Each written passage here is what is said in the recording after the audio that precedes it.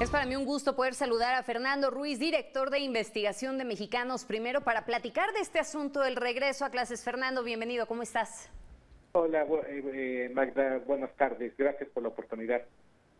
Hoy ya estamos a menos de 15 días de este regreso a las aulas de manera presencial. Los casos de COVID, pues ahí siguen estando presentes con un número elevadísimo. Vimos estadísticas de menores que se han contagiado. ¿Realmente hay condiciones para un regreso seguro a clases o cuál es la prisa? Sí, es una realidad que estamos ante una situación que nuevamente vuelve a ponernos en una situación bastante compleja. Sin embargo, nosotros lo que hemos estado señalando en las últimas semanas es que estamos de acuerdo con la propuesta del Ejecutivo Federal, pero no un regreso de cualquier forma. Es decir, sí tenemos que hacer una evaluación de escuela por escuela para conocer cuáles escuelas sí están en condiciones de regresar, porque la experiencia que nos ha marcado los meses que hemos vivido en esta situación nos han puesto de relieve que si se toman las medidas adecuadas, que son las que hemos estado señalando durante mucho tiempo, se puede regresar, se puede iniciar las actividades presenciales en forma segura. Pero nosotros vemos muy complicado porque, en efecto, parece que estamos dejando solas a las escuelas, y en ese sentido pues es nuestra preocupación y nuestro llamado a que trabajemos para que es una realidad. Oye, es que me parece que aquí hay un asunto, y corrígeme por favor si me estoy equivocando.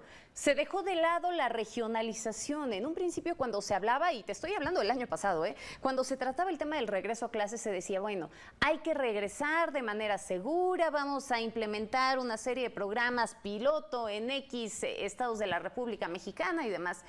¿Qué pasó con todo eso? ¿En dónde quedó la regionalización? Porque hoy los están aventando todos a montón. Exacto. Es un gran problema de comunicación. Creo que la comunicación política que esta administración está realizando, creo que es insuficiente, y luego de repente manda señales muy confusas, como por ejemplo aquella decisión que tomaron hace poco, en donde decían que las actividades educativas pasaban a ser esenciales, pero no modifican el semáforo que tiene una connotación o tiene una forma de agruparse en las entidades, olvidando que en las regiones, una entidad puede estar en un semáforo rojo, pero sus regiones pueden tener regiones que no se encuentren en el semáforo amarillo o verde incluso, y entonces el no hacer estas distinciones y no ser muy claro en esta comunicación, pues lo que termina generando es mucha confusión y alimentando aún más el miedo, porque hay que ser honestos, el miedo no se invade. Hay que recordar que hay miles de familias que tuvieron el deceso de sus familiares durante los meses anteriores a la pandemia, y eso no es fácil de olvidar.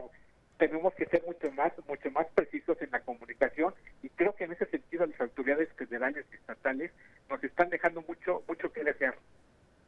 Sí, por supuesto, porque a ver, no nada más es un tema del gobierno federal. A ver, dime una cosa, porque se supone que hoy la decisión le están dejando en las manos de los padres de familia, y estoy hablando de una decisión importante en donde inclusive tiene que ver salud y educación, ¿no? Una decisión fundamental y que tiene que ver con un asunto de vida o muerte también, porque hay que decirlo con las palabras que son.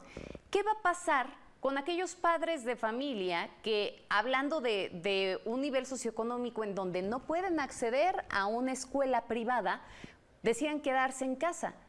¿Qué va a pasar con todos ellos? ¿Hay alguna estrategia clara para toda esta gente?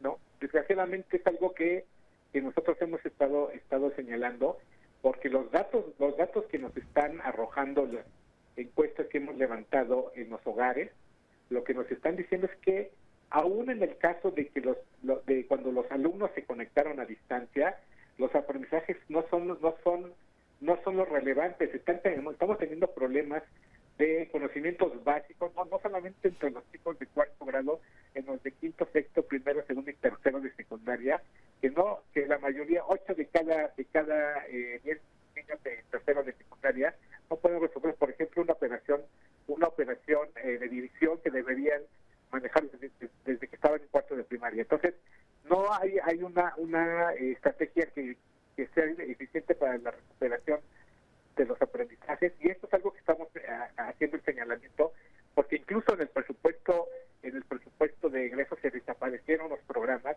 que atendían justamente a este tipo de escuelas que presentaban este problema antes de la pandemia y que vemos muy difícil que lo recuperemos. Entonces no vemos muchas opciones que en este momento estén ofreciendo y eso es lo que estamos pidiendo. Es decir, vamos a tener padres de familia que no van a poder por temor o porque la escuela no reúne las condiciones adecuadas, que no van a poder mandar o no quieren mandar a sus hijos a la escuela. Y entonces sí tenemos que tener un reforzamiento para que la educación que están tomando a distancia pues tenga los resultados que esperamos, porque si no, la verdad es que vamos a tener un panorama bastante complicado en términos de desempeño escolar, que como lo han dicho, o hay investigaciones que lo señalan claramente, sí va a tener afectaciones para el futuro de estos niños.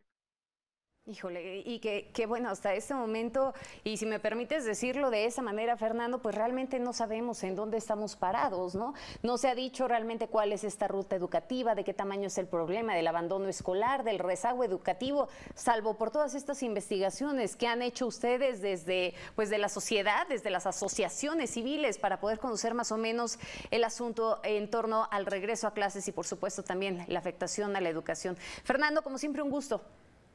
Muchísimas gracias, Magda, y aquí estamos siguiendo los sucesos que afectan a los niños.